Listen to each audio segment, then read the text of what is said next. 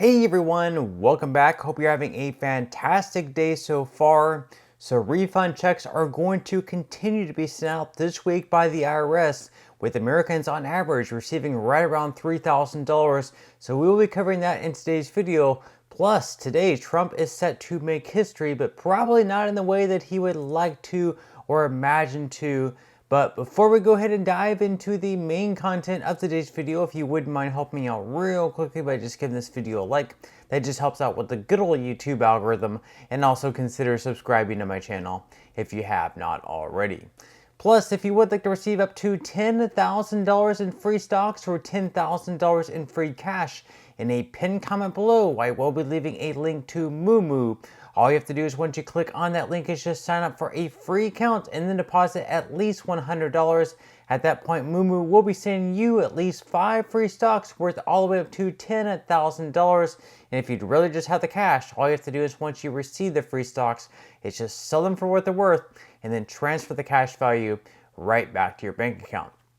Okay, so today, of course, is April 15th, which means that it's tax day for those that do owe taxes or are expected to receive a refund from the IRS and the federal government. So according to Axios, this is what you should know about taxes, extensions, and refunds for tax day. So for the first time since 2019, April 15th actually happens to be tax day that has been delayed over the past few years because of it falling on a weekend or being delayed because of COVID-19 during the pandemic.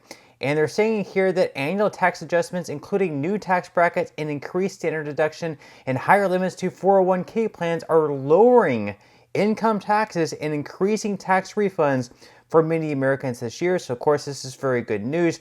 And the IRS said that on Friday that it has received more than 100 million tax returns, with tens of millions more expected to be filed as the tax deadline approaches.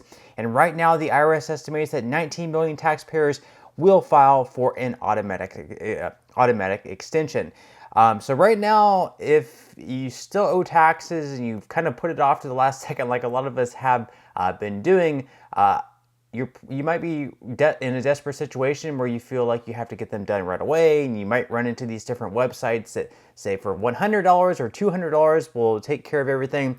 Well, just know there's a lot of free options out there. So right now, millions of Americans in 12 states can file their taxes online for free with the new direct file pilot, which the IRS did roll out this year. The program could reshape how millions of Americans do their taxes and disrupt the multi-billion-dollar tax preparation industry. And then also know that taxpayers who made $79,000 or less in 2023 can file their taxes electronically with Free File. And then also with different websites out there like Tax Act, TurboTax, and other sites like that, they do have a free option as well, as long as your taxes aren't that complicated. If you just have like a W-2, if you work for an employer and they're not that complicated and you didn't sell stocks or crypto or anything like that, nothing super complicated. In a lot of those cases, you can do them for free as well. So I might recommend you try one of those sites. Of course, this is not tax advice, but just know that there are a lot of free options out there. You don't have to pay $200, $500 or anything like that to receive your refund. And then of course, if you're not ready to file them today, you can always file an extension. So as far as how to file an extension, you will be able to file it all the way through October 15th.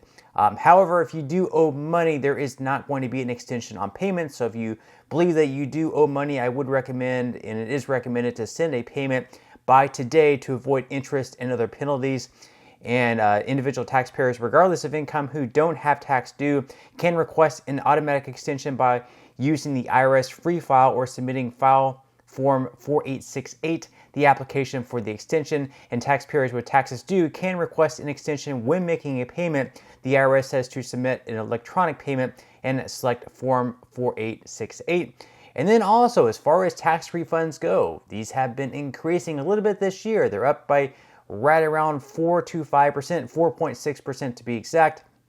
And right now, the average refund amount is $3,011 compared to the average refund at this time last year of $2,878, and $201.1 billion in total refunds have been processed so far this year, with $195.9 billion sent via direct deposit. And if you're still looking for your tax refund, they actually have a tool right on the IRS website called the Where's My Refund tool. So for paper returns, you should plan to wait for about 4 weeks for an update.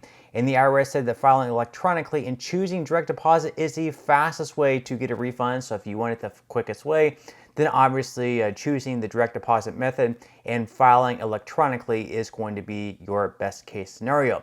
Now, speaking of taxes here, according to Fox News, if we do end up with 4 more years of Biden, we could actually see our tax returns getting less and possibly even paying more in taxes. So according to Fox News, Biden's written plans call for a small business tax hike, a corporate tax hike, a capital gains and dividends tax hike, income tax hikes, energy tax hikes, and even a second death tax on top of the first one. So Biden would increase the corporate income tax from today's 21% up to 28%. That's a higher tax rate than communist China and France and the UK, each at 25%. Now add the average state corporate income tax at 4%, and the average combined Biden rate would be at 32%. That would be the second highest corporate income tax in the developed world, just below Colombia. Households bear the burden of the corporate income tax in the form of higher prices and slower wage growth. Companies do not simply absorb the tax, it is passed on to all of us. So that's a very important thing to realize there, that even though we may not own a corporation, just know that, in a lot of cases, let's take, for example, Walmart or Target or Apple or Microsoft has to pay larger taxes. Well, they're not going to, want to bear the grunt of that by having less net income. What they're probably going to do is slowly increase their prices as well. That way they can bring in more money. So so they're paying more taxes, but at least they're bringing in more money. So the consumer, us, we're probably going to be the ones who ends up paying for that. Now, the article goes on to say that Biden's budget promises to increase the federal capital gains tax to 44.6%, the highest rate in 100 years. And California businesses would pay the 44.6 federal capital gains tax plus a 14.4% state capital gains tax for a combined rate of 59%. New York State businesses would pay a combined 53.4% on capital gains. And we've had a lot of people leaving the state of California, a lot of people leaving the state of New York, a lot of businesses leaving the states. And if something like this were to happen, we'll probably have even more people and even more businesses and more jobs leaving those two states. The article goes on to say that Biden vows to add a second death tax by eliminating stepped-up basis when parents die and pass on homes, land, and stock to children. Biden promises to impose a tax on unrealized gains. So if your land or stock account has increased in value in the last year, you would pay taxes on the unrealized gain. Obviously, this is very problematic because, once again, if you own real estate, if you have a primary house, and let's say that you bought your house last year, for example, for like $300,000, and now supposedly it's worth like $315,000.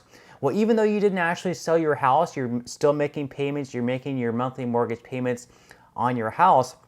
Well, because your house is now worth $315,000 supposedly, and you bought it for just $300,000, and you did not sell your house, still you would owe tax on $15,000. That's how silly this idea is.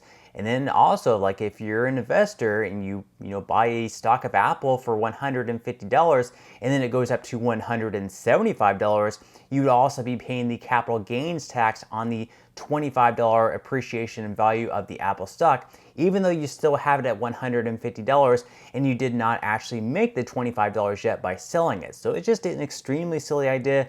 Now keep in mind that Congress would have to pass this through both the House and the Senate before it comes into law. But at the end of the day, these are Biden's ideas. So if we are electing him into another 4 years of office, this is the ideas that we're going to get promoted. These are the things that Biden wants to pass. So it's just something that, of course, that we do need to keep in mind. Now, of course, the other president, the former president and Donald Trump that Biden is going to be facing up with is going to be making history today, but probably not in the way that he wants to. So according to The Hill, Trump is to make history as first U.S. president to face a criminal trial.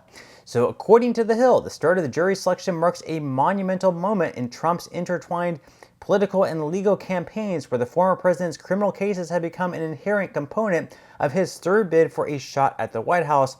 But of Trump's 4 criminal indictments, it is a hush money case that jumped out in the front, the case in which legal observers agree he faces the least serious charges.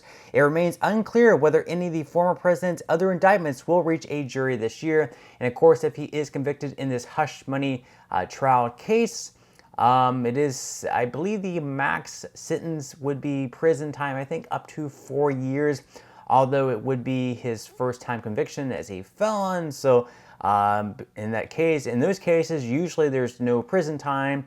But in the case that Trump hasn't exactly been the best of friends with the judge or any of the judge's family, the judge could really throw the book at Trump. It should be an interesting trial. Once again, they are going to be selecting the jury today. It may not be wrapped up until the end of this week. And it's going to be extremely political because people have strong opinions of Trump. They're either going to love Trump or they're going to hate Trump. So, and everyone knows who Trump is. So this is going to be interesting. Obviously, Trump wants members of the jury, at least one member of the jury, to be a huge fan of his. Whereas the prosecutor and Alvin Bragg is obviously going to want to have all members of the jury hate Trump. Now, obviously, you're not supposed to be biased if you're on a jury, so you're supposed to be impartial, whether you love him or whether you hate him. You need to be fair to this trial and say that he's guilty if you think that he is guilty, whether or not you love or hate him, and say that he's not guilty if he's not guilty, whether or not you love him or hate him. But it's going to be an interesting case. It is expected to run around 6 weeks, 4 weeks at the shortest, I guess they're saying, and possibly up to 6 weeks or even longer. But we will have to see how all of this plays out. Leave your thoughts and comments below on everything that we talked about in today's video, but that's all we have for today's video. I certainly hope that you enjoyed and found value out of it.